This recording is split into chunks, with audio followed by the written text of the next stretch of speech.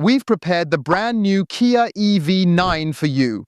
We already introduced it to you at its official presentation and later at the exciting driving event along the stunning Côte d'Azur coastline. Today, we're revisiting those impressions with you since driving in Germany meant winter and rather dreary weather conditions. And we also have the very latest model generation here. That means today we want to do a classic review with you, including a driving report. And let's see, who is the Kia EV9 actually the perfect car for, because we've got a good 5 meters here. And alternatively, in this huge segment, there are almost only much more expensive vehicles, such as the Mercedes EQS or also the Tesla Model X. Or alternatively, everything in the range of the VW ID.Buzz, Mercedes EQV, or even the Dot. Vans from the MIFA 9 up to the Stellantis group.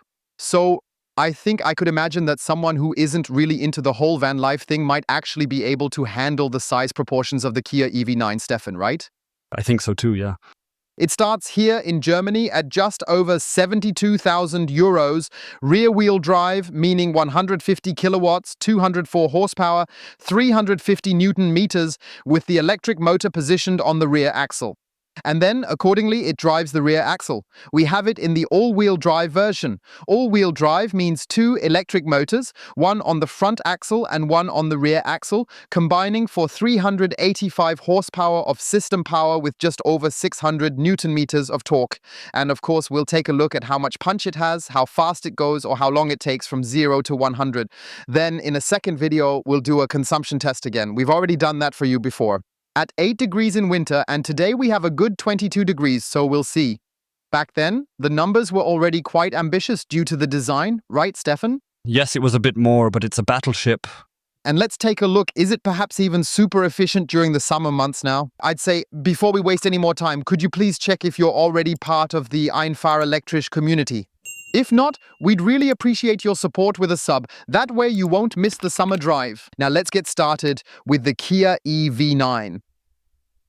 And as always, we'll begin from the outside, start at the front, take a look at the front section, and it looks rugged, it looks powerful. It reminds me of a super hyper-modern, cutting-edge Mercedes G-Class. But I think that wouldn't do justice to either vehicle, because Kia has crafted a truly unique, independent, and innovative design language here. Down here, there are also air intakes that can open and close automatically, depending on the specific requirements. It's cooling down a bit now, because of course, we just drove up here to Hohenzieritz Castle. We've got him here in the GT line version, as you can see. Also on board are the adaptive LED headlights designed to deliver a matrix-like lighting effect for enhanced visibility. It selectively dims parts of the light for oncoming traffic, which is especially important for those who often drive at night. Yes, the boomerang here. In the daytime, running lights can't be missing. We also have a bit of that tiger face design here, don't we, Stefan? See a tiger there? Well, I don't really see it at the moment, but I don't have to, since it's not exactly my marketing message to begin with, right? Richtig. Nah, all jokes aside, we've got him here in the GT line, then of course also in the AWD version with big fat wheels in 21 inches.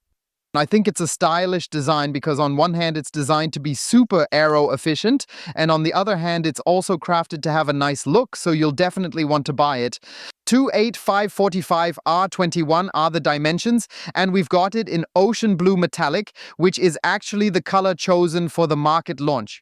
It's the same shade we showcased during the driving event near Cannes, where we filmed it. By the way, it's available in matte and, like ours, in metallic, and it's beautifully contrasted, especially with the GT line where everything is always finished in glossy black. And that really looks quite luxurious because many SUVs tend to have these basic plastic trims around the wheel arches.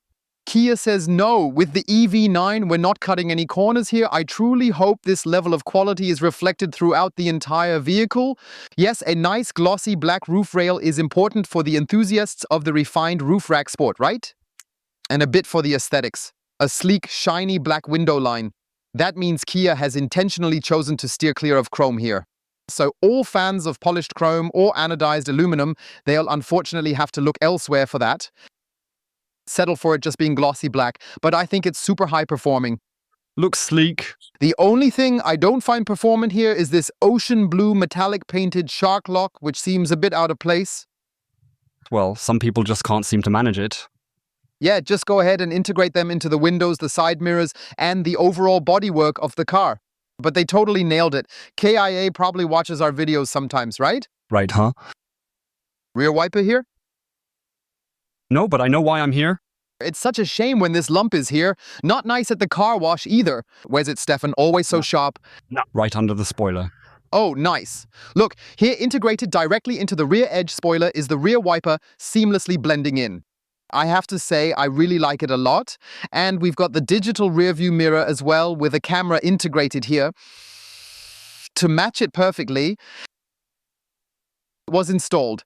Yes, the rear view also features a bit of that boomerang design again. Now in LED technology, it looks pleasant, it looks sleek, but it also carries a subtle Asian touch, which adds a unique flair to it. The whole car, right?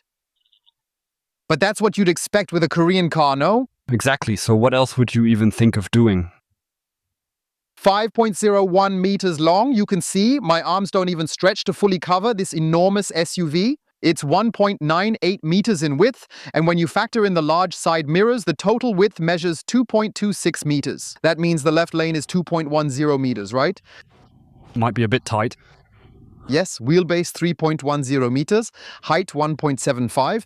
I'm 1.85 for comparison. So there, it's certainly a substantial vehicle, and it weighs a solid 2.6 tons.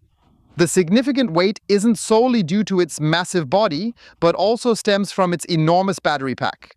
What they've integrated here has a gross capacity of 98.8 kilowatt hours, with roughly 96 kilowatt hours expected to be usable.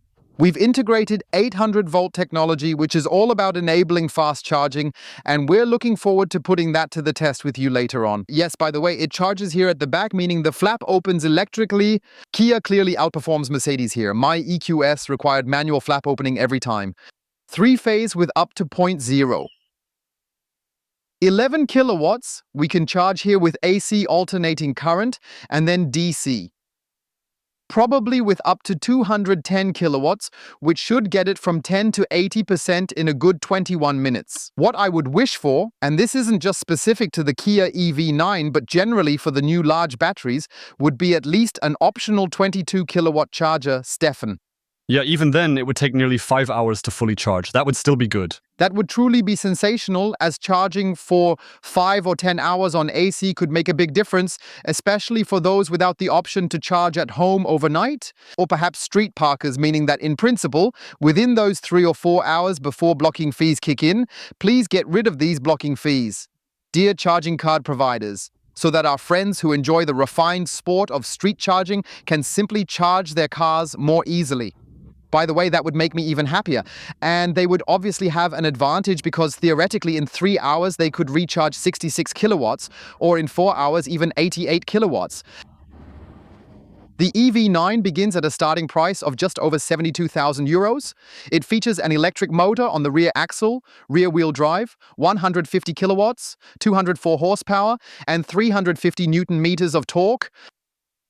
For just over 76,000 euros, you'll get the all-wheel drive version with up to 385 horsepower, which we're testing here today. And it should also take you from 0 to 100 in 6 seconds. We'll, of course, measure that with you using our Draghi GPS device.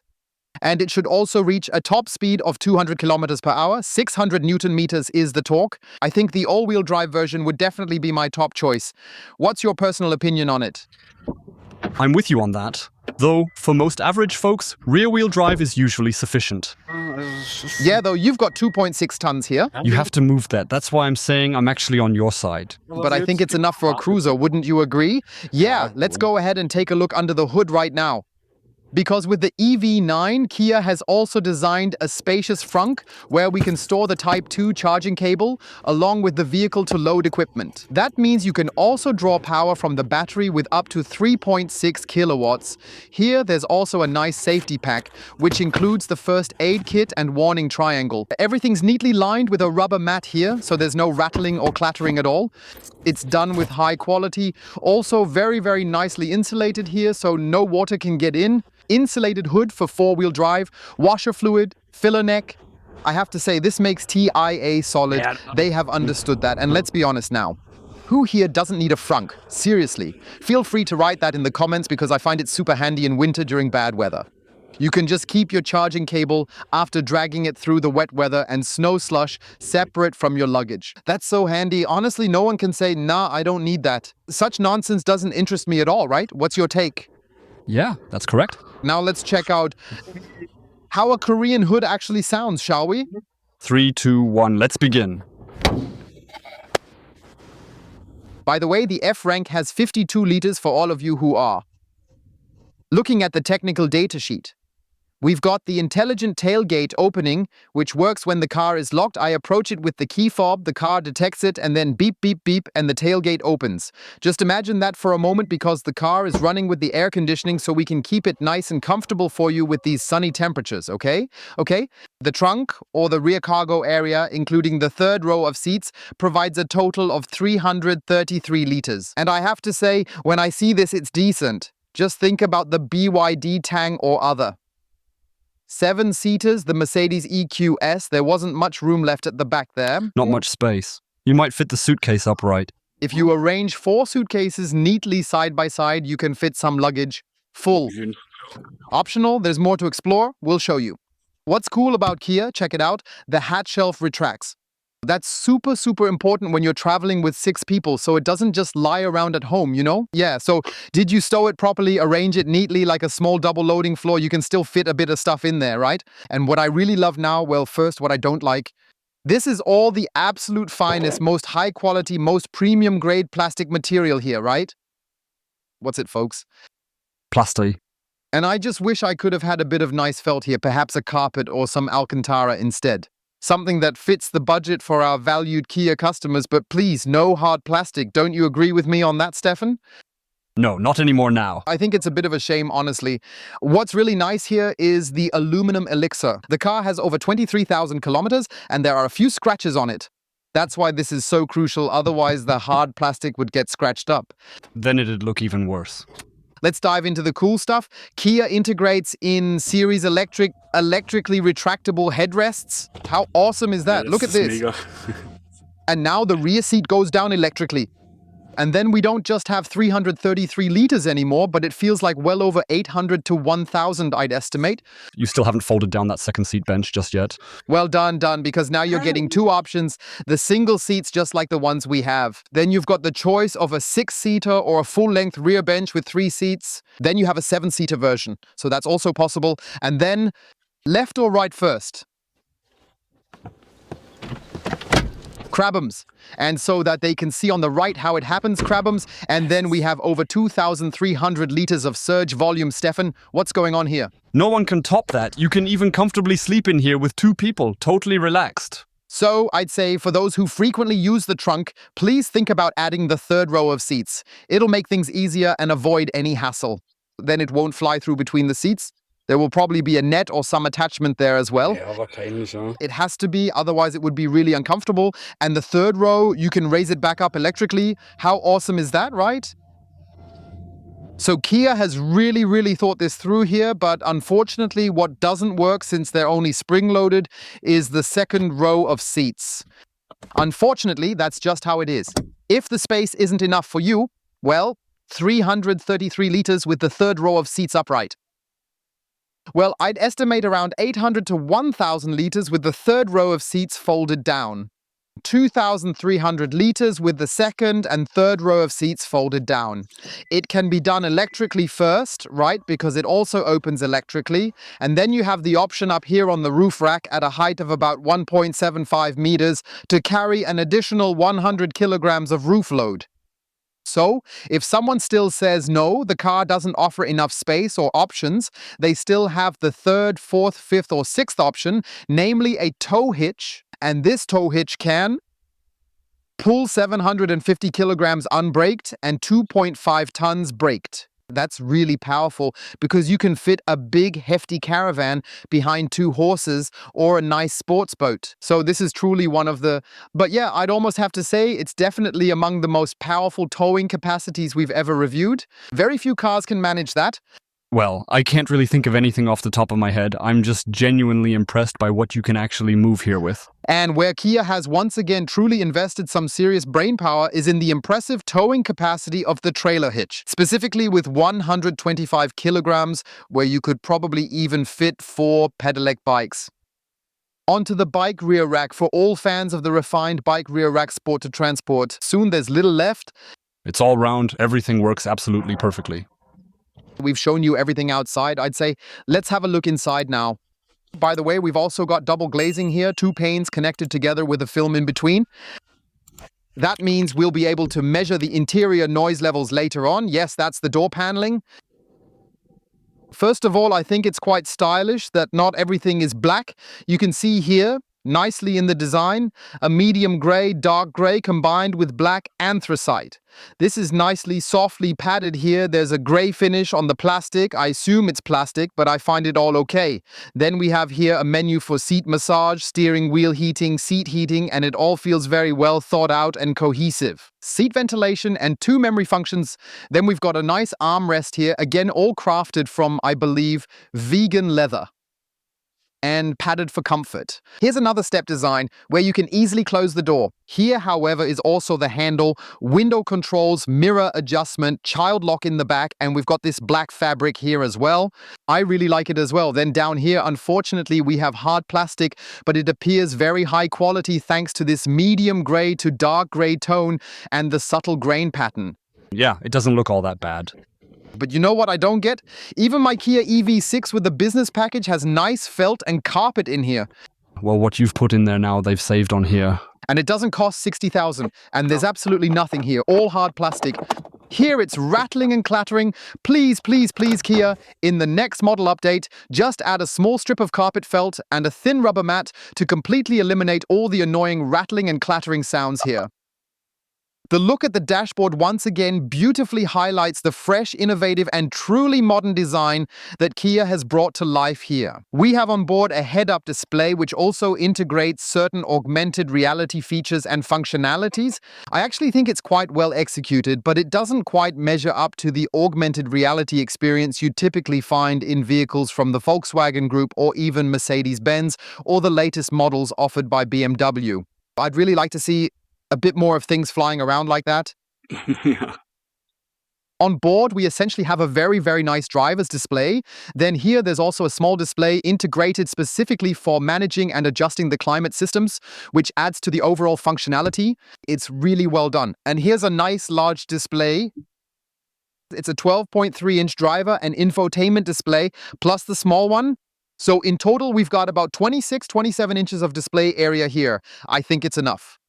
But it's definitely worth pointing out, everyone's also making the shift towards passenger displays these days, you know. I could totally see Kia deciding to add another 12.32 inches, don't you think?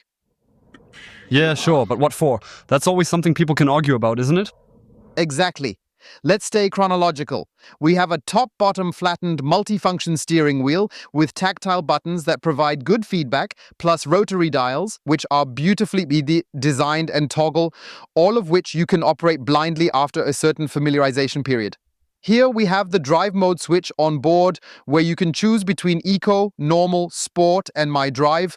My Drive essentially means you can customize your favorite settings. We also have the terrain mode allowing you to switch between snow, mud and sand for light off-road conditions. And of course on board is the Highway Drive Assist 2 with all its features, which we'll explain later during the test drive. And the gear selector is positioned here in this solid, sturdy knob, again on the second level. Up here is the wiper control once again. Down below you'll find the gear selector, including the on and off button for operation. Yeah, I don't know. They could have... I think they could have made it a bit more attractive, you know? Yeah, it's a proper thud thump, yeah. That's why it's a bit of a rhythm hiccup. No, we're staying positive. Here we have a nice surface with a sort of textured plastic, where we also have touch-sensitive buttons for home, for dot, map, for search, for media. And then, of course, also for Apple CarPlay, which, by the way, you can seamlessly integrate into the vehicle here, both wired and wirelessly. It's all designed for convenience and ease of use. It also works with Android Auto. Reception's weak here, so we see nothing. But these touch buttons, you have to... Sehr schwergängig, oder? So wie du da drauf drückst. Well, I'm doing it because if you just press lightly like that, okay, now it works, but you see now on the second try. Well, it's usually just small user errors. The nice, loud and quiet button, and here's another quick select option, which I also think is good. Temperature and ventilation so that you can effortlessly control it even without looking, which is quite convenient and user-friendly. Yes, the middle is designed open here. Below we've got USB-C, one connects to the car, the other just charges. Switchable. Plus a second USB-C solely for charging, a 12-volt socket delivering 180 watts of power. At the bottom, there's another storage compartment, which we'll show you in a moment. Then we have a nice roller cover here, revealing a large compartment where a lot of stuff fits or can be opened up as needed. To then flip out cup holders, for example. But as you can hear, everything is made of really hard plastic. There's nothing like a rubber mat or anything soft underneath here, and you can hear it rattling and clattering. Especially the nice coins. So then you can imagine how it rattles during the drive, right? Yes? Yeah. Well, good. Everyone has to decide for themselves whether they like it or not. I find it somewhat suboptimal, to be honest. Yes, auto hold function, downhill mode, quick access buttons, and also for the camera system and parking features. That means the vehicle can even park semi-autonomously in specific stages. We have a nice large compartment here that opens up, where we have both the inductive charging pad and, of course, an NFC connection. For the digital key, here's another small compartment perfect for my safety vest and a few other little bits and pieces. It's all important to have these things within reach because you never know what might happen, and then you can quickly slip into the safety vest and carry on. With 6 seats, how many safety vests are needed? Well, definitely for the passengers, but probably 6 then. Exactly right. Yes, what's really nice is that up here it's not Alcantara, because that's kind of like a felt carpet, right? Just feels different. That's not an Alcantara piece, is it? Ist das Velour? Yes, it could be some kind of velour. Very, very well made. Here too, everything is nicely done with the sun visors. Here there's just a bit of plastic for the interior mirror. So I have to say it's stylish. And you have the option here again for a large split panoramic glass sliding roof. We've also included air vents in the ceiling along with reading lights. So I have to say this really elevates the car to a whole new level. Absolutely, there's really so much here. The view through the passenger door gives you another good look at the center console, including the large compartment down there. I think the ladies will definitely appreciate being able to place their handbags here, and the gentlemen with their stylish man bags as well. Where's my man bag? Lately you've really hated it. It's gone? I didn't do anything. You must have unpacked it at some point, and then it just vanished into your closet. Ah. Yes, just like the race box. Okay, let's keep it chronological. Up here's all neat, and here. The fabric, same as the door. Then a nice ambient lighting in various colors or even multicolor controllable. Down here again. This softer plastic, I actually find it quite stylish. And then a nice big dot. Storage compartment where you can pack a lot of stuff, also nicely lined with felt. And there's a small emergency hammer included in case you need to break the window. But now I'm wondering if it's padded in there, you know, with felt or something similar, why hasn't that same kind of padding been added to the doors as well? Well, the answer probably only Kia can tell us. By the way, what I also noticed, take a look here at the center armrest because we're showing you everything we're not entirely satisfied with. Notice that? It's not locked. Every time you drive, it rattles. I'm really sensitive to rattling. Look, it's the same here. Hard plastic where the belt rattles. But see here, it's velour up to this point, perfectly flawless. Why not just stick with this and stop right here then? It's just like night and day because some people always say, come on, Ollie, stop it, don't overdo it. I'm not exaggerating at all. Personally, I don't really care that much. It's entirely up to you to decide what you like and what you don't like. I can only show you what catches my eye. And for anyone who's not interested, they can just skip ahead by about 5 seconds easily.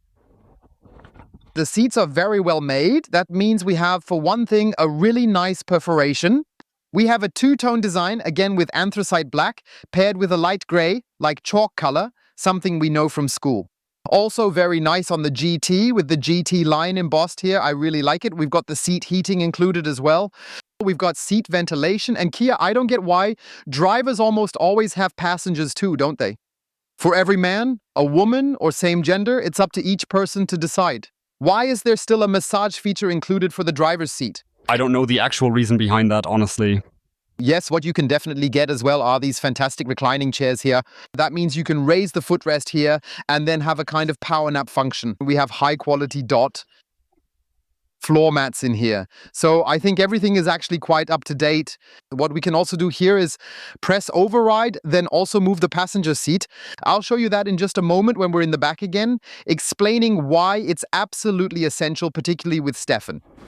Before you dive back there, right? Yes. Wait, no, hold on. Just a moment. One moment. What is this here? What are you trying to tell me with these things? Carpet flying again or what? Now, these are my new Prillas because we're heading out on a Baltic Sea road trip soon. Oh, got it. Did you think I was already putting on the beach ones? Well, those, no, at the beach I wear flip-flops, but on the way to the beach I need some sandals, right? Yeah, okay, fine. Yeah, by the way, I'm not going in the back today, right? I mean, that's nonsense, isn't it? I mean, everyone knows I fit back there. I'm 1.85 meters tall, slender, 99.9 kilos.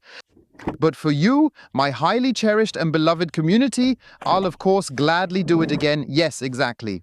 Kia EV9, the monk, sliding right in at the back, but just look at how awesome this is done. I've got so much space here right now. Remember how I was kind of wedged halfway in the BYD Tang with my belly butt and all that stuff going on back then? Look, here I'm doing a quick fluffy sidestep. And then he's pretty much comfortably seated back there in the third row of seats. If you don't adjust that chair, no one can sit there, but here there's plenty of space. And take a look, I've got plenty of headroom here because the roof barely slopes downward at all, really. And depending on how you arrange the seats, I believe it's actually possible to fit 6 adults comfortably for a short journey here. Absolutely, it's quite relaxed here. Everyone just needs to pitch in a little, shift around a bit, but it'll work out just fine.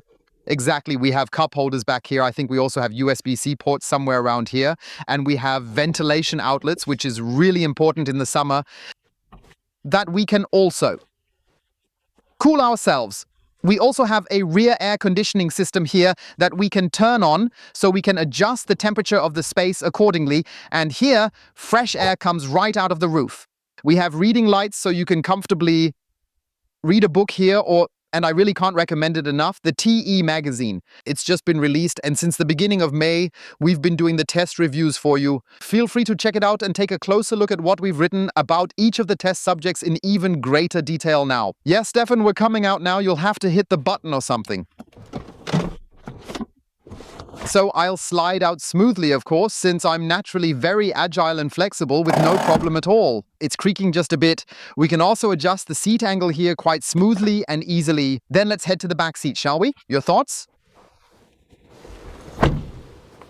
The rear individual seats can be rotated 90 degrees towards the steering wheel or even 180 degrees if you choose the appropriate package, enabling you to sit directly opposite each other in the back. That could actually be quite practical to free up some legroom, don't you think? And especially when you have kids to, I think, have a nice little chat with them. 4 buddies, a case of beer, but let's just leave it at that. That's the second option. If you don't have kids, then of course you can bring your buddies along. A really classy touch. Each seat comes with a center armrest. Some people like it, others don't, or they might want it higher or adjusted in a different way. We have heated and ventilated seats in the back with the individual seats. Thanks for turning them on already. Sure thing. And as mentioned, we have the 3 automatic zones here. By the way, we have 4 ISOFIX child seat anchors, 2 in the second row and 2 in the third row. And do you know why it's so important that you can adjust this seat here? To annoy the passenger during the drive? No, because you always insist on driving us these days, so I just casually slide the seat forward back here, exactly like our Chancellor always does. Look, now I can stretch out my legs here, just missing a little table or something similar. That would be cool now, wouldn't it? Something that sort of comes out of the door like a little flap where you could place a laptop. And before you write, yes, can you not be so harsh with Stefan so that he'll agree to drive you? So, no, then I can already edit and produce the videos for you, making sure you get the latest electric car content even quicker, right? You've definitely got to be efficient, though that works perfectly fine from the passenger seat. So you can actually push it back electrically, yes. Otherwise, we've got the air vents up here in the roof, which are quite handy for proper ventilation. I think that's okay. Then we have another very, very nice feature here, this compartment that you can pull out like this. And then there's also this, well, not a carpet, but a mat, which is quite practical. Here's a tray where you can put things. It's also a bit rubberized. So it's pretty well done. Can it be open too? Wasn't it? Look this way. Yes, you've got a nice big compartment there. That's pretty cool. You could maybe pack some toys for the kids in there. So I have to say that's really well thought out in terms of space. We've got 2 cup holders right here, which is also quite stylish. We've got another storage surface here, which I think is quite all right. But here we have a bit of harder plastic. High quality textured material though. Nice fabric here. Comfy headrests up front. There aren't any comfort headrests here at all, Stefan. Die gehen nur hoch. And what we also have are straps directly on the seat. It's always important, passenger safety. That's definitely really important. And the Kia EV9, as expected, has also secured the full 5-star Euro NCAP crash test rating for safety. So you're obviously buying a very, very safe car here. We've shown you everything on the outside. Inside, we've shown you everything. Now let's get to the test drive with the Kia EV9. By the way, our test subject has a price of $84. We want to show you the turning radius. It essentially measures a span of 12.4 meters. That's already quite massive indeed. It doesn't seem that big here. Especially in an urban setting, I could imagine that it's sometimes not so easy to navigate through narrow streets and tight corners, which could be quite challenging. I'd say let's check out the parking.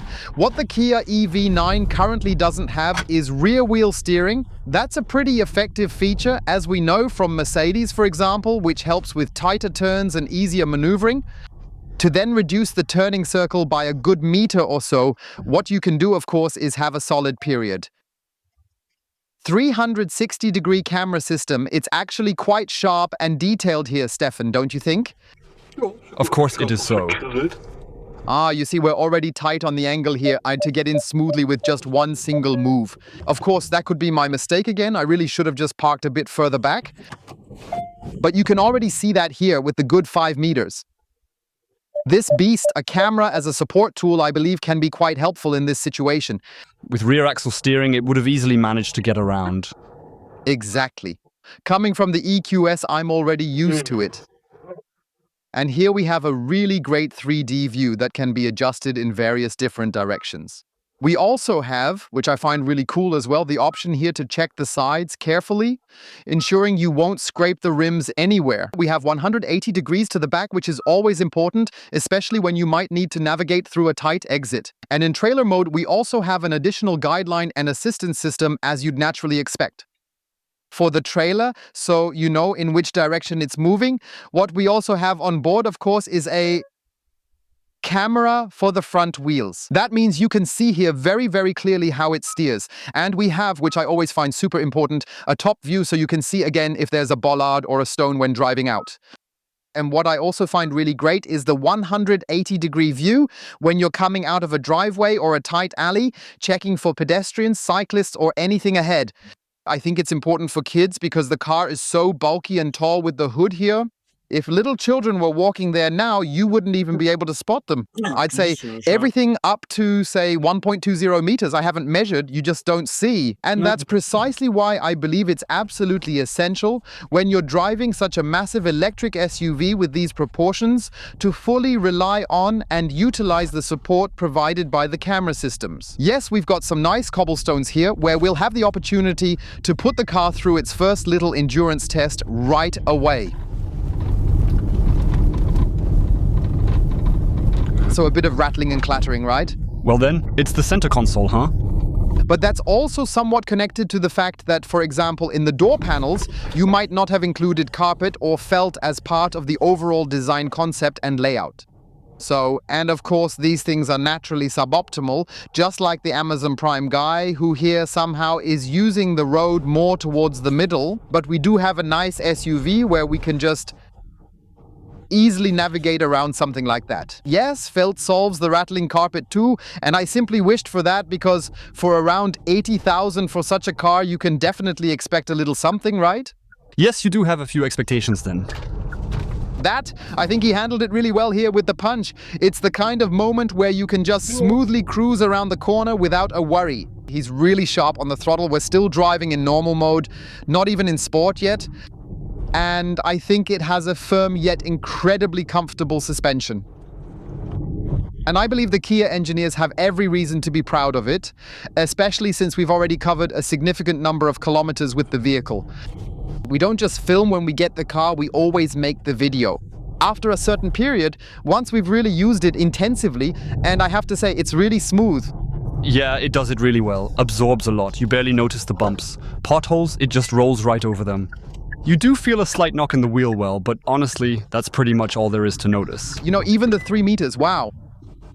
3.10 meter wheelbase, especially compared to our Kia EV6. The suspension is worlds apart. Compared to that, the Kia EV6, I hope the Kia guys aren't listening, feels a bit bumpy in contrast. Yeah, a little, but it's a different vehicle class. That can't be overlooked, and the car here also comes with a significant price increase. An EV6 with the business package is under 60, while here we're at mid-80s. Yes, that's a big gap. We're now transitioning onto our beautiful winding serpentine stretch, and you can really sense it. With a width of 1.98 meters, it feels as though we're completely filling out both center lines to their absolute maximum capacity. But it handles quite well indeed. I think when driven at a brisk pace, it would tend to push just slightly over the front axle region. At least that's the driving sensation. If we test it right now, let's just take it through this curve at a steady 70 miles per hour speed. But he does it brilliantly. Right now it's getting a bit tighter. A bit over the front axle. No squeaks or whistles yet. Now we take the left turn a bit sharper. Yes, sir. I have to say, this is fun. Now we have another left-right combination. It's almost like driving in Suzuka. Yeah, here like a Nürburgring. Green hell, I see it right here. Yes, absolutely. So I think with the EV9, you could also have a bit of performance fun, no doubt. I switched it over to sport mode, and it feels great. Go 0 to 100. Our drag race is activated. We're in the car. Get ready. You do the countdown. 3, 2, 1, let's get going now. Wow, it really pushes forward impressively. A solid 2.6 tons. And we're already at 100, just about to hit the brakes any moment now, ready to stop. Took a little moment there, didn't it? Yeah, let's take a look at the values. We're at 0 to 100 in 5.35 seconds. The factory spec is, I believe, 6, isn't it? So given that, on our slightly bumpy track, hats off, 0 to 50 in 2.07 seconds. That's seriously impressive, and 0 to 60 in 2.54 seconds, I'd say that's absolutely mega performant, truly outstanding, only perhaps just a small bit. That initial moment right before it starts to slow down, a precious second just slips by. Yeah, so the braking, it was actually pretty awesome and impressive. We want to test the suspension here, accelerate to 100 kilometers per hour. This is our test track here with you guys. We can really feel the bumps, which it absorbs smoothly. Yes, it's not as stiff as we might be used to from the EV6, for instance, since we're in this large, heavy vehicle here right now. Chunky electric SUV. But it handles it pretty well, right? Yeah, thought it'd be worse, honestly. And you don't feel like you're kind of unstable here. We're also going to do a quick left-right combination again. It's a bit like being on the Hockenheimring. Of course, we're only allowed to go 100 kilometers per hour here, but that's exactly what we're doing. Here too, we take the curve pretty quickly, really power through those. Little bumps over here, don't we? Yes, indeed. So I must say the Kia EV9, the chassis, it's not only comfortable but also quite firm. If you want to drive a bit more performant and sporty. Where I'm still a bit torn, and this is something I often struggle with, is between analog or digital. Yeah, I don't know either, so I think I'll stick with analog. I just can't really get into this digital stuff, because I'm really scared that the spacing won't be right. Yeah, that's just the thing. The camera sort of creeps in there and zooms in a little bit further still. That might be the question.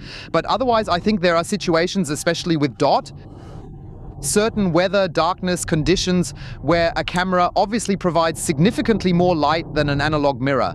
Yes, I agree. Especially during nighttime, it's probably going to be a bit more helpful in those situations. Feel free to share your thoughts in the comments below. What's your take? Are you in favor of digital rearview mirrors or opposed to them? We're going to measure the interior noise levels with you while driving at 50 kilometers per hour. At 51, 53 decibels, that's an absolutely excellent and truly impressive result indeed. That's correct. Now we're accelerating up to 70. 54, 55 decibels, that's also a top value. That's actually the Mercedes S-Class at 50 kilometers per hour. And now at 100 kilometers per hour, 59-60 decibels. That's the VW ID3's noise at 50. So Kia has really gone all out with insulation and double glazing and everything to make sure these are top-notch values. Yeah. When you consider that this is a real battleship with that massive front end and everything, it's actually quite impressive. Well, I think in those 2.6 tons, there's also a bit of insulation material. We've just gone ahead and activated the Smart Cruise Control with you here. That's actually the downgrade to Highway Drive Assist. The Highway Drive Assist, as the name suggests, works on the highway then, but it manages things quite neatly here, in my opinion, even handling sharper curves on country roads smoothly. I'll go ahead and follow here. Yes, he's handling it sensibly. Some other participants have already stumbled and failed at precisely these tricky and challenging combinations on both the right and left sides. I have to say he's being extremely sensible and cautious. Now, something that only works to a limited extent outside the highway, and we'll see this in just a moment, is the automatic speed adjustment system in action here. On the highway, it works well. He sees the sign and adjusts the speed. What I'm missing is that predictive control where it already knows the sign is coming and adjusts the speed accordingly. Respectively, also continues to recognize the sign and adjust. And here we're essentially driving into the town now. And here the speed limit is 50, so I essentially have to manually pull the lever downward to adjust and match the 50 limit accordingly. Guys, I don't quite understand it. Why does it operate so seamlessly on the highway? Why doesn't it work here? So because even though I have the technology and know how to use it, the Kia just wants to make sure there are no mistakes because it might be easier on the highway than on country roads or in the city. That's definitely a bit questionable, I'd say, honestly. All speculation, but I think in this luxury segment where he's kind of positioned himself, a lot of the vehicles actually come with that feature included. So the entire VW group, equipped with the ID Travel Assist, has it. Audi, Skoda, Volkswagen, and naturally Cupra as well. BMW can do it, Mercedes can do it, but the ones who can't are our friends from the American electric car maker. Just saying this before you all start commenting again. In America, everything works flawlessly. There, it drives fully autonomously. And only here in Germany, the EU legally doesn't permit full self-driving to operate as it does in other countries. Got it all? So, save your comments. We are, after all, here in Germany and across Europe, and here it simply has to work, and that's all we can really evaluate, Stefan, right? And here I have to say, Kia could really step up with the Smart Cruise Control, which includes steering assistance features. The lane keeping assist and adaptive cruise control essentially, I think, could still use a bit of improvement. That'd be nice, yes. Shall we give the Meridian sound system a try then?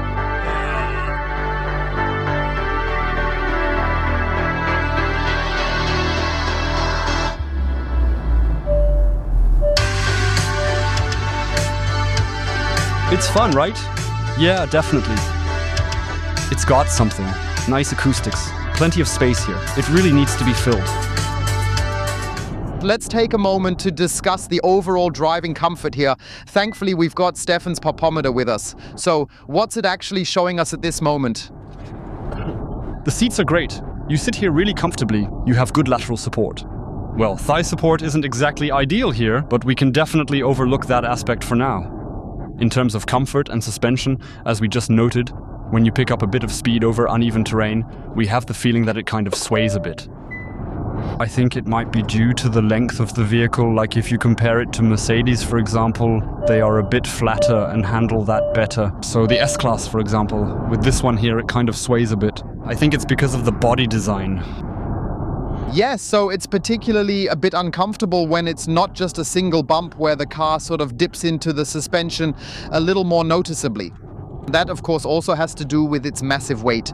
You mustn't forget the car has a curb weight of over 2.6 tons. So with the two of us in here and luggage, camera, equipment, we're already almost at 2.9 tons. That's quite a bit to have to absorb, you know. So, and when the load shift comes, then it feels like the springs are almost bottoming out, but they're not. And then, of course, comes the counter movement to the left or right. That's naturally quite challenging for all suspensions. And if you've designed a firm yet comfortable suspension, especially with 3 rows of seats, I think those sitting in the back would probably end up bumping their heads against the roof quite frequently and uncomfortably. So there's probably a bit of a compromise required here. But I think, what's the main purpose or use case for this vehicle? Most people will likely cruise around in the EV9, and for those who do, the smooth suspension makes it a fun, comfortable, and truly enjoyable driving experience. So I really have to say, Kia has managed to create an outstanding combination here, and I've actually become quite a little fan of the suspension already, I must admit.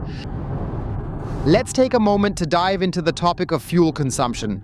We've prepared 2 specific figures to start with and discuss in more detail. Look, Stefan, following the most recent charging session, which was yesterday, 48.2 kilometers with a consumption of 24.2 kilowatt hours. And then we have here another consumption over 3,005 kilometers with 26 kilowatt hours. Of course, there's a lot of highway driving, hitting 130, 140, 150, 160 kilometers per hour, plus rural and city roads. So you've definitely got to factor in fuel consumption due to the weight and the particular design, right? Yes, but it's pretty obvious when you see it. It's not going to use just 15 kilowatt hours, right? We're driving through the city now. We want to figure out the urban consumption with you once again. I've reset the consumption meter and have essentially switched over to the I-pedal drive mode now. That means I can now accelerate with my power pedal, so to speak, and also slow down quite smoothly. Reduce speed, and you have the ability to easily adjust the recuperation in 4 distinct intensity levels by simply using the paddle shifters conveniently positioned here on the steering wheel itself.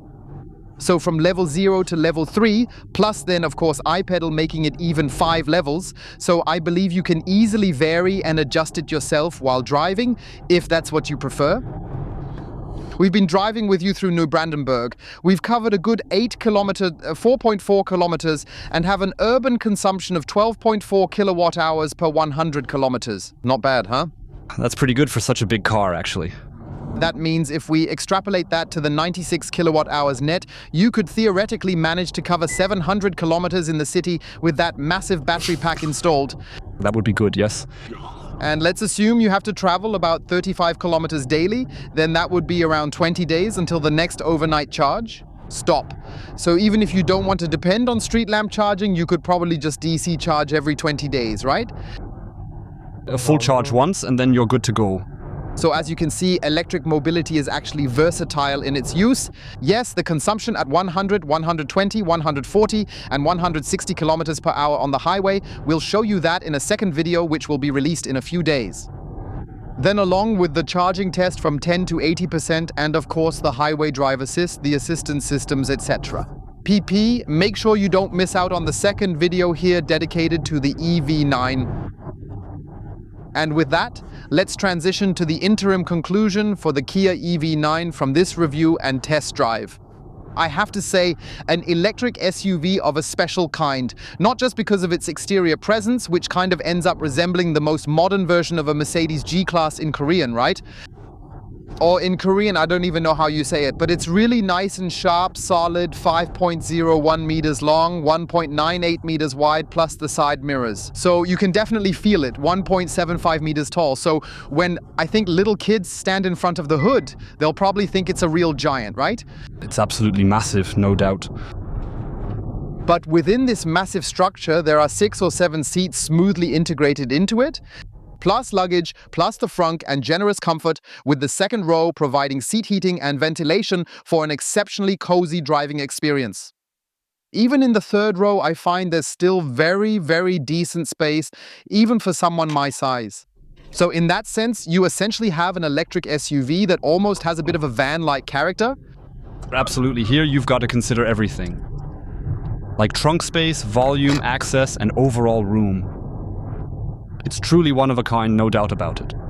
What also impressed me was the towing capacity braked of up to 2.5 tons, including 125 kilograms of payload, because there are quite a few who drive combustion engine pickups these days, because they simply need a corresponding towing capacity with an appropriate payload to pull machinery, equipment, or heavy items. So there I could imagine that the car might also, for some individuals, then even serve as a versatile utility vehicle, especially in combination with the large luggage compartment and so on. So in that regard, I have to say it has such all-round qualities. Family car, utility vehicle. So I think it starts at 72,000 with rear-wheel drive, and then from 76,000 onward, it comes with all-wheel drive. I think it's a very, very interesting alternative. So you're getting a lot of car with a lot of technology, and that's exactly why I'd recommend you check it out at your nearest Kia dealership for more details. Leasing offers start at €7.49 per month. So if you're looking for a car in this size, price range and quality, you should definitely consider this vehicle and take it for a test drive. Right? I think that's fantastic. And with that, we've come to the conclusion of our first video featuring the Kia EV9. Hope you enjoyed the video. Don't forget to give it a thumbs up. Take a moment to check if you're part of the einfach elektrisch community. If not, hit that subscribe button to stay updated and never miss our next video. Stefan Dott, what do you actually say now about these adaptive LED headlights? I think the design is absolutely awesome with these 12 individual cubes. Even with the daylight here, like in the Boomerang. Pretty neat, don't you think, right? Yeah, it's really such a whole bunch of fun. Bye.